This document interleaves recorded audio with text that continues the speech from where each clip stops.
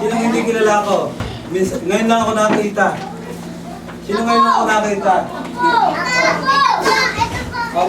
Pogi ba ako?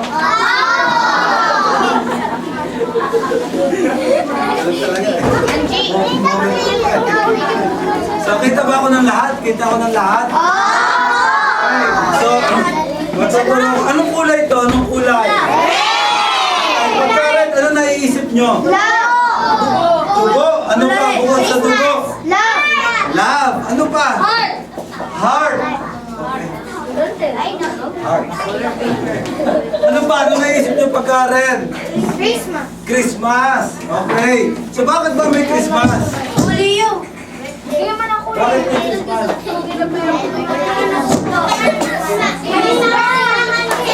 Kapanganakan ni Jesus. Okay. Kapanganakan ni Jesus. So ngayong hapon, meron akong ikukwento sa inyo. Pakinig ba ako sa likod? Okay. So kailangan kong laksan. So pakinig ako sa likod. Okay. Sino sa inyo ang mayroong kaibigan? Taas nga ang kamay ng may isang kaibigan.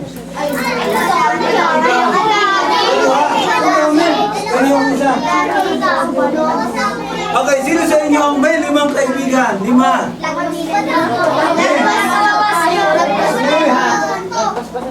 Sino ang may kaibigan? 10. 10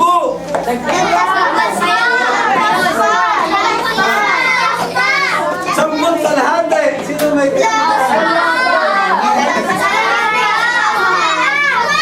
Sino sa inyo may kaibigan? Higit sa 50.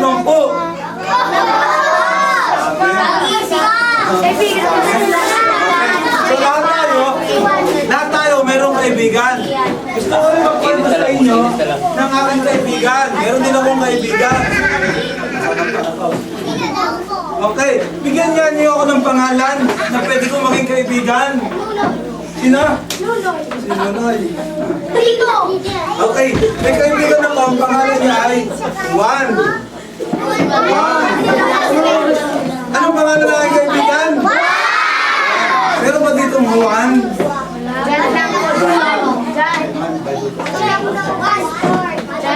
Juan. Okay. So, ang pangalan ng kaibigan ko si Juan. Okay. Si Juan ay nakaibigan ko, napakayaman niya. Okay. So, napakayaman niya. Talagang lahat halos ng pera nasa kanya, lahat ng bagay nasa kanya. Okay. So, minsan, sabi niya, nag-iisip siya ng paraan. Sabi niya, gusto ko maging masaya. Ano kaya magawa ko sa pera ko? So, ginawa niya. Ano kaya ginawa niya? Pinatabi sa bangko. Okay. Ginawa niya ay ganito. Okay. Dahil sa siya'y mayaman, nagpagawa siya ng pabrika. Okay. Ang ginawa niya, nagpagawa siya ng pabrika. Okay. So, nag-iisip siya ng pagkakataon paano siya magiging masaya. So, ginawa niya, nagpagawa siya ng ano sa nagawa niya? Pabrika! So, after ng ilang araw, naging masaya siya. Okay. Mas natagdagan yung kanyang pera dahil kumita yung kanyang negosyo. Pero minsan, isang gabi, nakaramdam uli siya ng kalungkutan. So, naging malungkot uli si Juan. Bakit kaya? Kasi sabi niya, nagkaroon ako ng pabrika, hindi pa rin ako masaya. Ano kaya ang magawa ko? So, ginawa niya, gumawa siya ng isang malaking barko. Okay, nagbuwa siya ng malaking bahay. Nagbuwa siya ng napakalaking bahay. Then, nung makapagpaga siya ng isang mansyon, naging masaya uli si Juan. Pero minsan, naging malungkot na naman. Kasi sabi niya, meron akong pabrika, meron akong bahay, pero hindi pa rin ako masaya. So ginawa niya, nag-isip pa rin siya, paano magiging masaya? Sino sa inyo gusto maging masaya? Okay, sino sa inyo maging masaya? Paano ba kayo sasaya, mga bata? Kaibigan, ano pa? Ano? Tumawa ng tumawa. Okay, ngayon.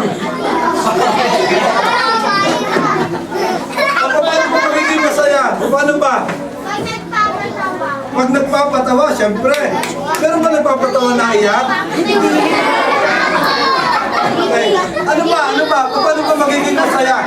Okay, ngayong Pasko. Paano kayo magiging masaya ngayong Pasko?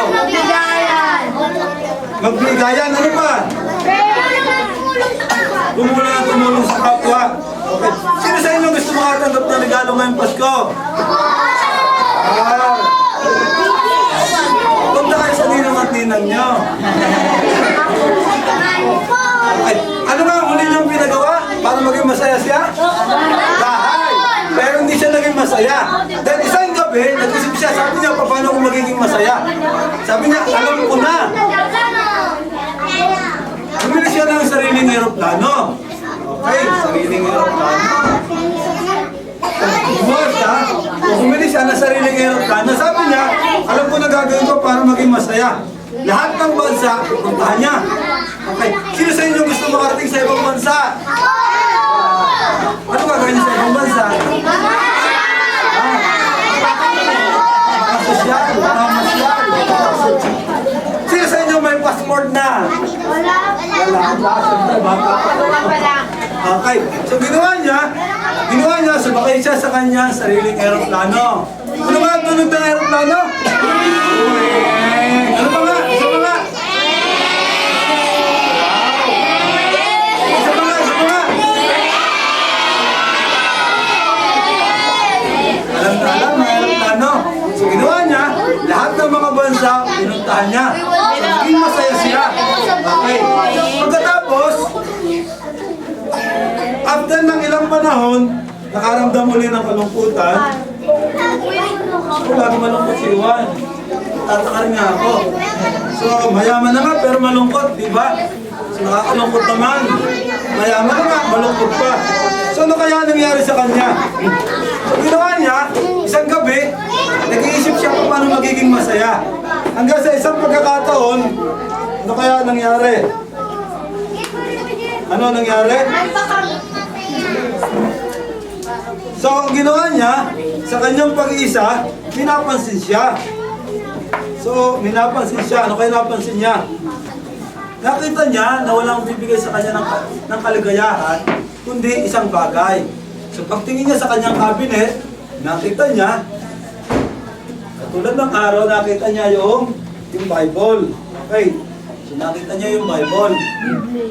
So, oo, nakita niya yung Bible. So, sa Bible, binasa niya ang Bible, at pagkatapos, doon niya nakita kung paano magiging masaya, maligaya ang isang tao. Ano kaya yun? Kaibigan ba? Nakita niya, walang iba kundi, okay, si Jesus. Nakita niya sa Bible. Sa kanyang pagtingin, ito ang kanyang napansin. Okay, ito ang kanyang nakita. Si Jesus Christ. So si Jesus Christ, tinanggap niya sa kanyang buhay. Nabasa niya, ang basa niya sa John chapter 14 verse 6, sumagot si Jesus, ako ang daan, ang katotohanan at ang buhay, wala makapupunta sa ama kundi sa pamamagitan ko. Nabasa niya John chapter 14, nabasa niya, sabi niya, kapayapaan ang ibinibigay ko sa inyo. Ang kapayapaan ibinibigay ko sa inyo hindi katulad ng kapayapaan ibinibigay ng sanlibutan. So ito lamang ang daan para maging masaya ang isang tao. Sino ba ang daan para maging masaya ang isang tao? Actually, si Jesus lamang ang pwede magdala sa atin sa langit. At kapag hindi natin tinanggap si Jesus Christ sa ating buhay, ano kaya ang mangyayari sa atin? Ano mangyayari? Okay, pupunta tayo sa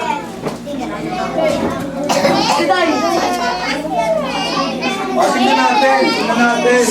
Okay, sino marunong bumasa ha? Okay. Ano kaya?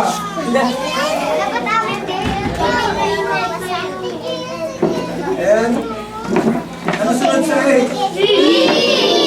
Salamat mga bata. Marunong na akong marunong na akong magbilang.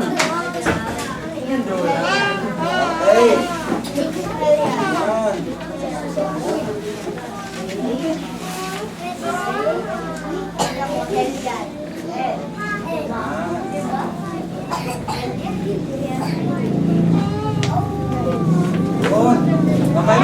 yan? Pag ang isang tao wala kay Kristo, dyan pupunta. Okay. So, gusto ba niyong pumunta dyan? Ayaw po rin. Dapat meron tayong Panginoong Yesus sa ating buhay. Gusto natin ng buhay na walang hanggan. Gusto natin anong gusto natin? Para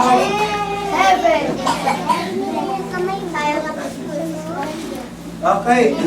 So, ngayon kung tatanggapin niyo si Jesus Christ, ito naman ang inyong tatanggapin.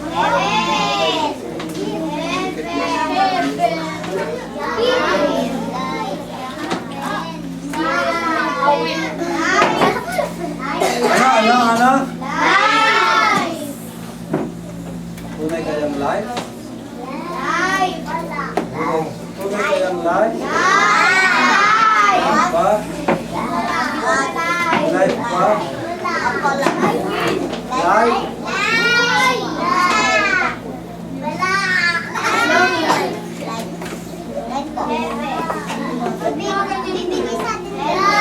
Yan, okay.